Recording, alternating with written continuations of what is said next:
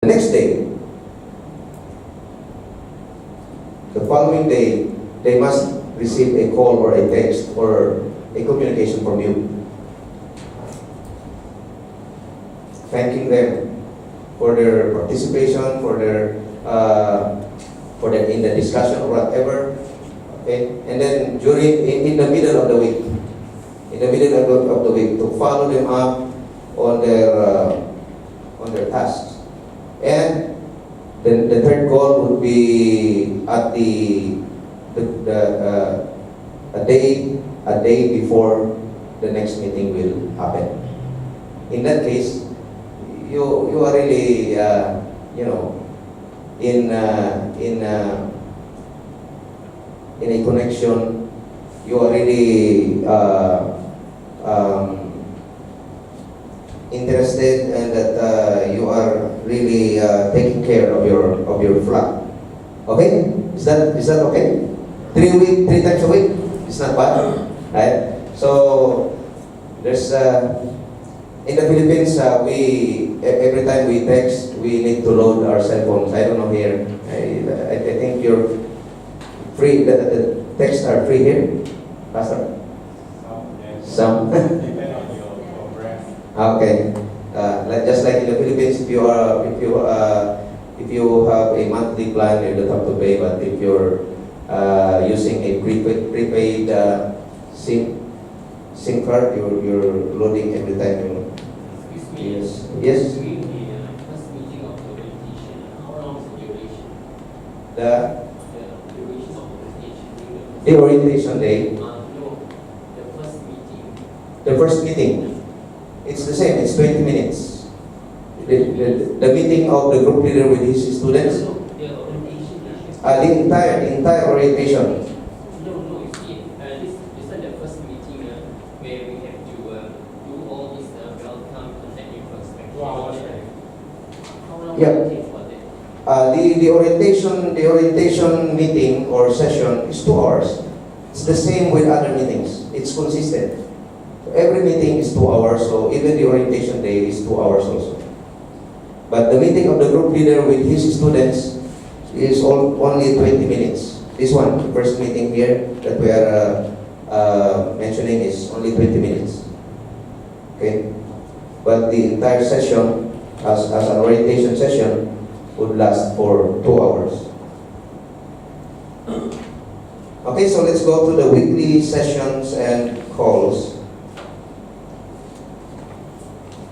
Okay, so this means after the orientation day, 1 week will pass, and then the next meeting, the second meeting. So this time you are already inside the classroom, and you will be welcoming your students as they arrive one by one. Okay, so arrive early every week. Every meeting you have to arrive early to be prepared to receive your students, and then you should be ready to check each of your student individually. Greet them personally with warmth and love. Don't start with a checklist. Start with a person. Yeah, because sometimes the tendency is you might be going after your students and try to ask, oh, where's your checklist, or where's your booklet, or where's your workbook? You have not yet asked about how is he or how is she, something like that. So our encouragement is we don't start with the task, we start with a person. As a group leader, this is very important. So make sure you are located away from the rest of the group. So there should be enough distance per group. One group should be a little bit away from another group, so that if the other group is noisy, the other group will not be disturbed. Okay, but again, it depends upon the venue or the classroom, how big. Okay. What if the classroom is small? So you have to create your groups according to the size of the venue. No, Oh. but it is during this meeting, then you said you away from the other group. What if it's small and your bunk will be huge. I think this has to pay, right? Like for example, this one, and then there's another group there. I think the suggestion is that there should be just a little bit space from each group, so as not to one member will not be going to another group, missing the flag or missing the or looking for the group leader. Because you see, for the sake of conservation and privacy and efficiency, so if the place is rather small, and even if you just feel away when you are discussing this city, Yeah, so maybe if that's the case, I think you can ask your group members to just not discuss very loud, but just enough for everybody in the group to hear, but not too loud, so that the other group will be disturbed or distracted. What are the other members in the group doing? Again, pardon. What are the other members in the group doing while you're doing the checking? They're also checking. Every group is doing the same thing. No, but you have 4 people in the group, right? Yeah. And you're checking one individually. What are the other 3 doing? Just waiting for their time, because it's a one-on-one checking. So while the group leader is checking one student, the other 3 students would just have to wait. Anyway, the checking would not last very long, because you are only given 20 minutes for the checking of each students you have. So you also divide that 20 minutes with the students that you have. So again, maybe 4 minutes each student. So your checking would not be long, because you just check if they have marked the checklist and also if they have the notes. That's all. It would not take very long. And if they don't have that, you send To the instructor. And Yes. is he standing there somewhere? Yeah, the instructor should be just around the corner, waiting for some students to come. So you send that student right away, and then you proceed to the next student. Okay. So that's the case. Yeah. It's only around 4 minutes each student, and sometimes 3 minutes, depends. But even if a student did very well with his task, you still have to say something like encouraging words like "well done, very good, this is awesome," something like that. And for those who have not, for the other student who might have some issues and problems, you also say the same. "Oh, it's okay. I also experienced that." But anyway, you can just go to the instructor so that he can tell you what to do about it. Something like that. Still encouraging. Okay? Okay, let's go to, I'm sorry. Make sure you are located. Next one is, if the student has completed his or her test, collect it at this time. Do not review the test with your student. As a group leader, you will also be collecting the test result. You remember that before checking the workbook, the first thing that would happen, the first 15 minutes, will be the quiz. So right after they have done with their quiz, you collect the quiz papers from your students. But you don't have to review them in front of your students, and you don't have to read, and you don't have to ask your students, why are you wrong with this number, or why are you having so many mistakes. You don't reprimand. You just, you may ask questions, but not reprimanding, but just encourage. Okay, it's okay. By the way, the result of the quiz can also be a reason for a student to be sent to the instructor. According to the guidelines, a student who has 5 mistakes, 5 up, okay, should be sent to the instructor. 5 mistakes in the quiz paper, because that means something. There's a problem there. Maybe he does not understand, or he didn't understand the audio teaching that he was listening to, or there's a problem, or he might not have been able to listen to the audio teaching, and he was just kind of guessing, the answer to the quiz.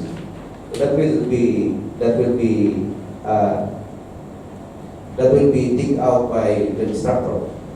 So we will just send as a group leader. As a group leader, you will just send that student to your instructor after knowing that he has more than 5 mistakes. Okay. Next page. Check process. How do we check? What's the process of checking each of your student? So this is the guidelines here. So before you check the workbook and the notes of your students, as we have said, you don't start with a checklist. You ask with a person. So before checking, you might want to ask some questions like, how did your prayer time go this week? How did your devotion go this week?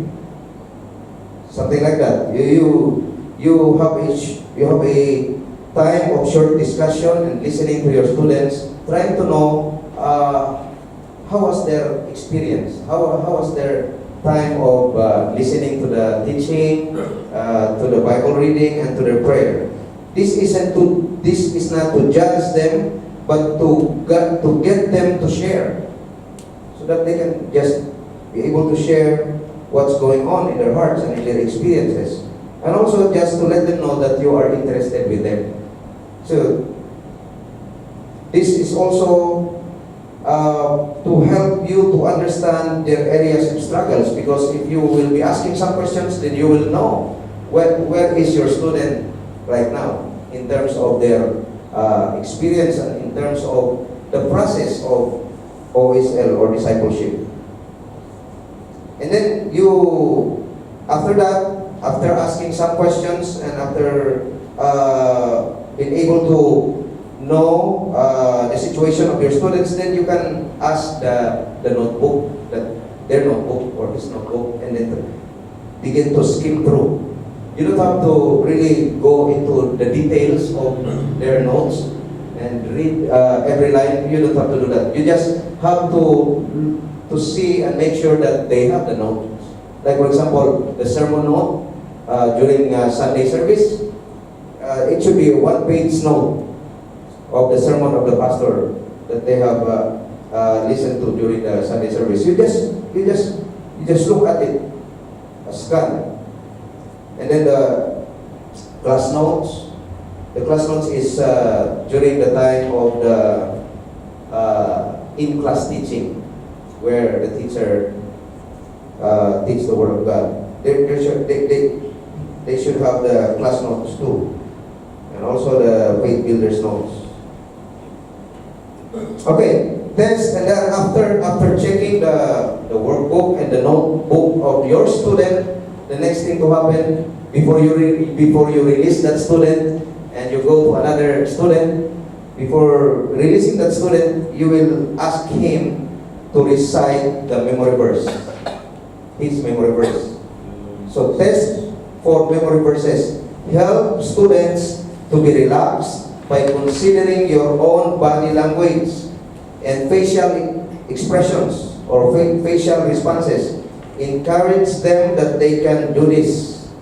Okay? So when you ask for a recitation of the verse, the memory verse, you set the atmosphere of relaxation. You just feel relaxed, be ready to recite. Okay, let me see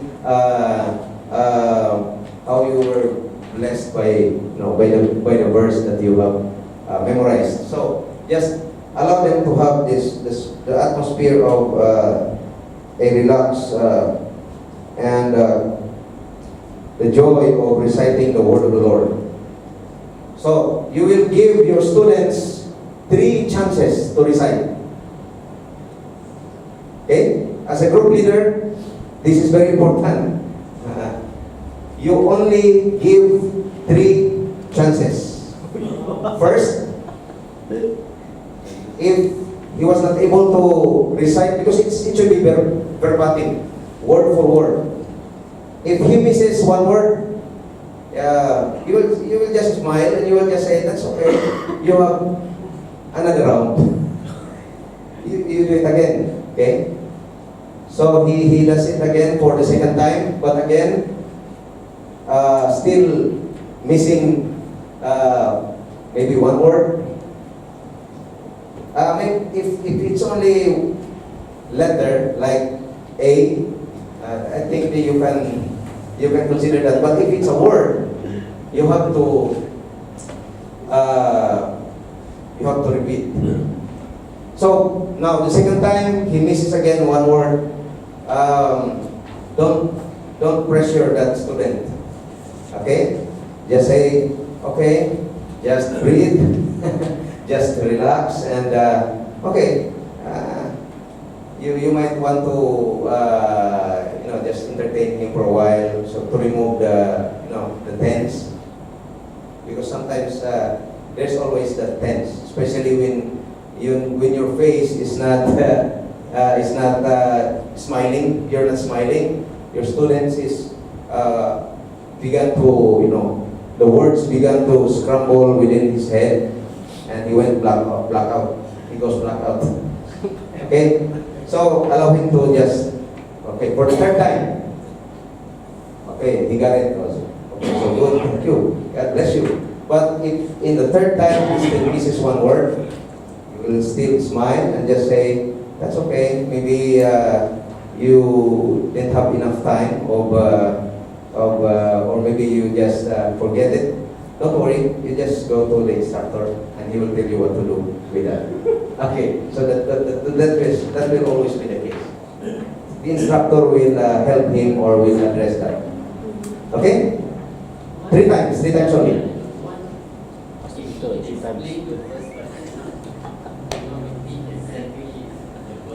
Yeah, it should be verbatim, it should be word for word. That's the guidance actually. Sometimes they paraphrase the verse, right? So sometimes they are able to give you the right thought but not the right words according to the version.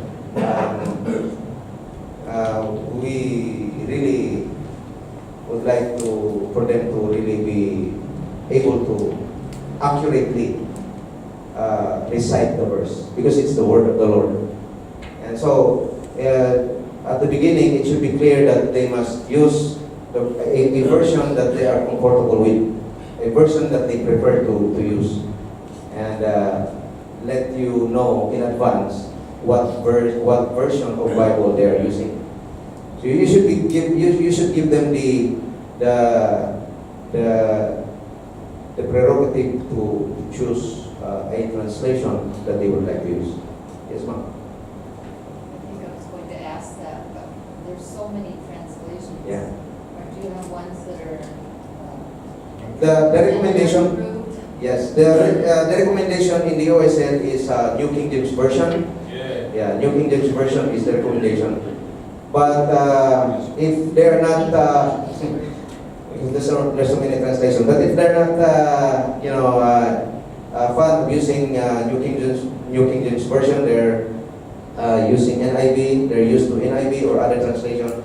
I think you can give that preference to them, provided that they will let you know in advance what translation they will be using, because you need that translation when they recite to you. So what do we do? What did we do in the Philippines? We ask them to write. If they're using another translation other than the recommended one, you will ask them to write their memory verse on a card. And then during the recitation time, you ask them to give you the card so that you can follow while they are reciting the the verse according to their translation. Okay? Or if you are using the same translation, no problem. No problem. Okay?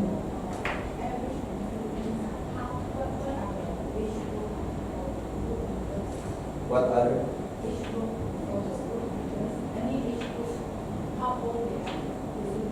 What are the ages of the group? The ages. There's no classification of ages. I think that can be what we did in the Philippines is that if there are young people, we assigned a youth leader as a group leader. But if there's no available youth leader to be a group leader, even an older one, yeah. The main criterion is that the person must go through The training. training itself, right? Go through level 1 or level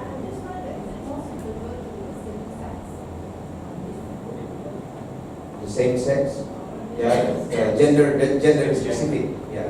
If you are, you identify.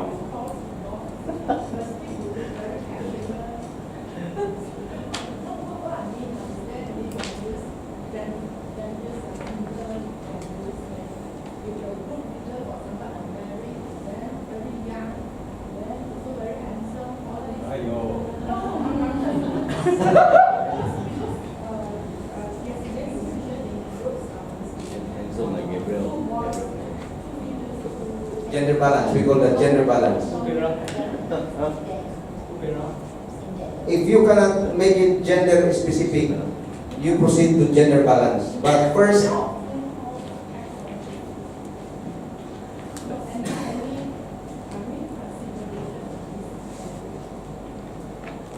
or No, she wasn't. No, she said that asked you. Because they said we have to make 3 calls in a week. yeah. So if it's of different gender, then it seems like it's too. Yeah, it's a little bit awkward. I know. If you are a group leader, you're okay. That's why we encourage that it should be gender specific. So if the group is composed of girls, so the group leaders must be a girl too. So the OSL director or the instructor should find a way to have a group leader that would really be the right person for the group. What other churches in the Philippines do is that, for example, you are a church and you lack of group leaders, you lack of people. You can you can ask from other churches. If another church is your friend, the pastor of the church, you can ask the pastor if they have some graduates of OSL. Can you lend me some of your group leaders there? Because I am lacking of group leaders. That's what we did in the Philippines. Nearby churches, kind of networking and helping together.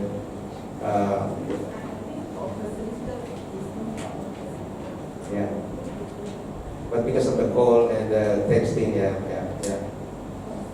Because the generally there are more female than male in churches.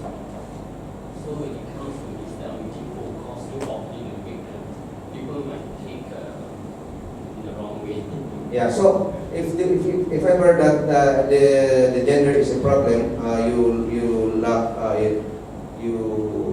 of group leaders that should be for the gender specific. You do the gender balance.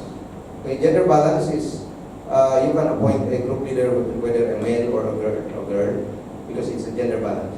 So no problem with that. You have two ladies and 2 men. The group leader can be a lady or a man. No problem.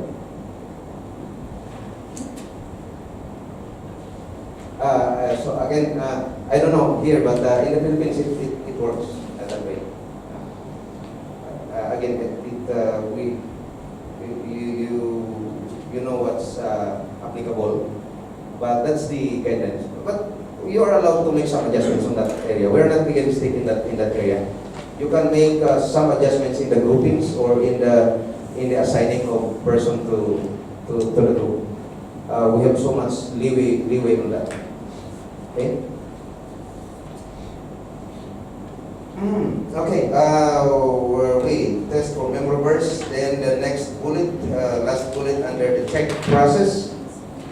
Before you conclude in the checking of your one-on-one with your student, be sure you ask the 3 questions at the bottom of the checklist. So please, can you check your workbook?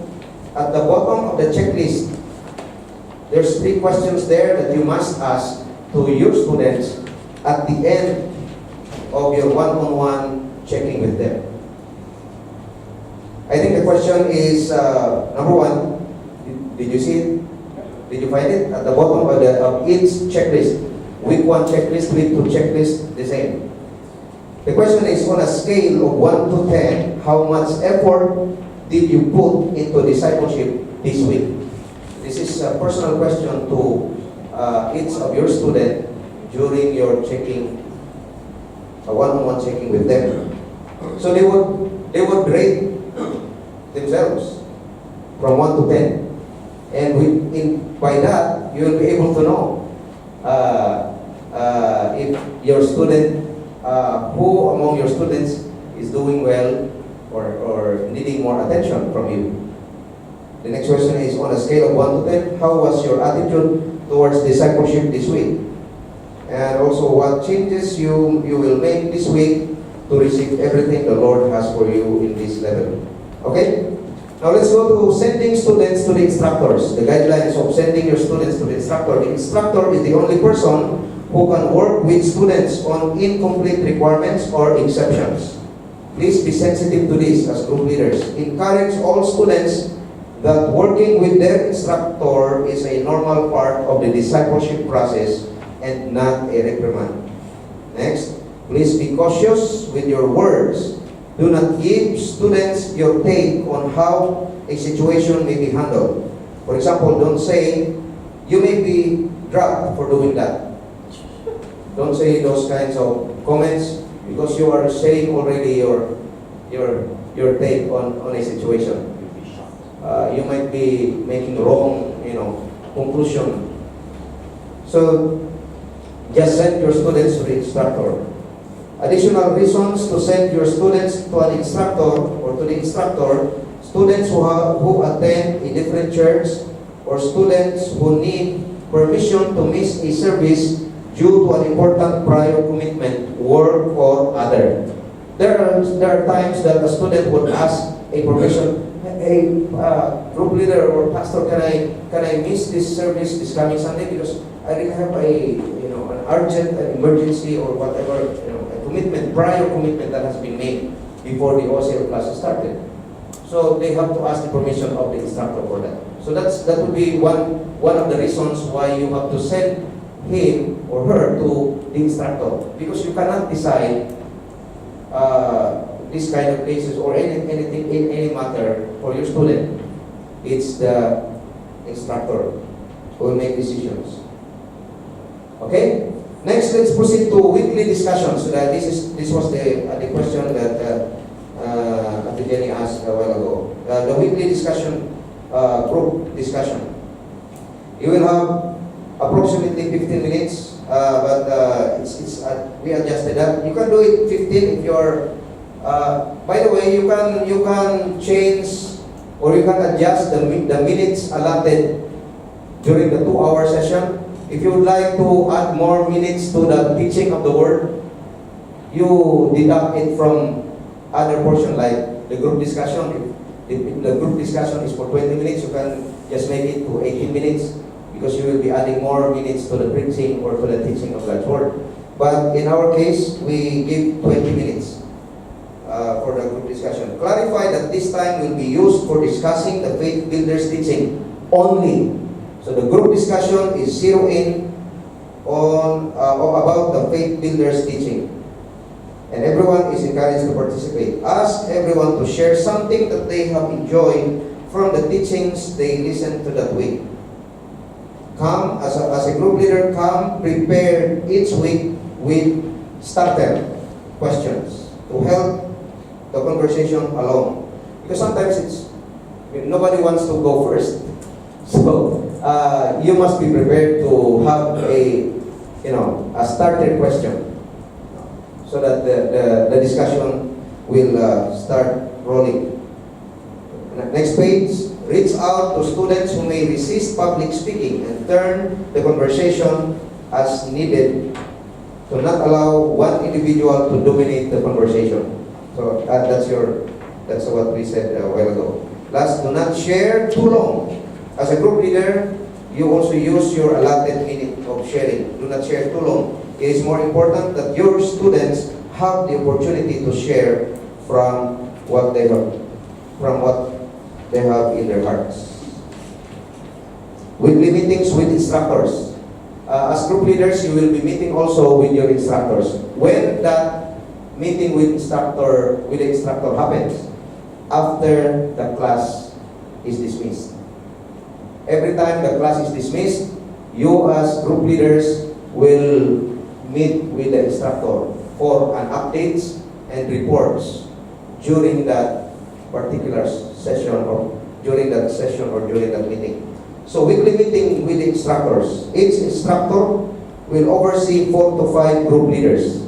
If you have a lot of groups and you have plenty of group leaders, let's say you have 10 group leaders because you have a lot of students, you need at least 2 instructors because one instructor can only handle 4 to 5 group leaders. Okay? Regular communication with your instructor as to the state of your student is crucial for the overall success your student discipleship journey. Your students' discipleship journey. Group leaders will be asked to meet with their instructor after each session to debrief and pray together. At the beginning of the meeting, please grade each student's test and complete your student's update form. Anyway, we have a student's update form. This is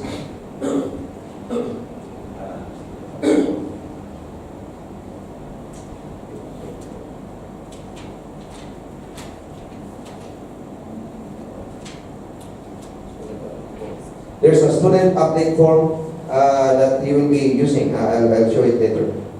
Now, during the meeting, please communicate any student issues and ask questions. Please remember not to use the student's name publicly when meeting with other group leaders with the instructor. During your meeting with the instructor, you don't have to make name names of your students. Okay, so that you just say one of your students. Weekly follow-up. Okay, each week you will call. This is also the guideline of the follow-up during the week. So you just read one. The graduation. Let's last page. Graduation. Group leaders are asked to attend this entire session in order to support and celebrate with their students. If the class is large, encourage at least one student in your group to share their testimony. So during the graduation time, as group leader, you will have to ask from your group, one from your group to share a testimony to everyone else. This is in the graduation. The last meeting or the last session is also the graduation day for the students. Consider giving a simple note of encouragement, validation to each student. Small gifts are acceptable, but not required or expected. So as a group leader, you may want to give a kind of token, an appreciation, because now your role as a group leader will about to end because it's now a graduation time or a graduation day. So that's acceptable, but you're not required. Okay? Therefore, take heed to yourselves and to all the flock among which the Holy Spirit has made you overseers to shepherd the church of God, which He purchased with His own blood. That's in Acts 20:28. Any illegal activities involving minors and domestic abuse need to be reported to a pastor. This kind of thing should be directed to the pastor already. Okay? So, any question with this, the role and the duties and responsibilities of group leader? See, yeah, this one. So when this group finish the level one, does the group continue on to level two with the same group leader? No, not the same. Yeah, you will be. You can assign the same group if it is the same students taking the level two.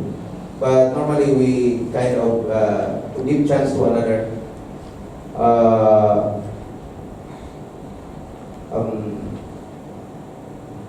Yeah, because the next time around, okay, the same case happens even in level 2. Nobody is graduate yet from level 2, so you cannot, because the rule should be, a group leader should be a graduate already of the level which he is leading. But in the case of level 2, so it's the same. Nobody has graduated from level 2 yet, so the very first level 2 is the same case or scenario. The group leader is also a student of level 2.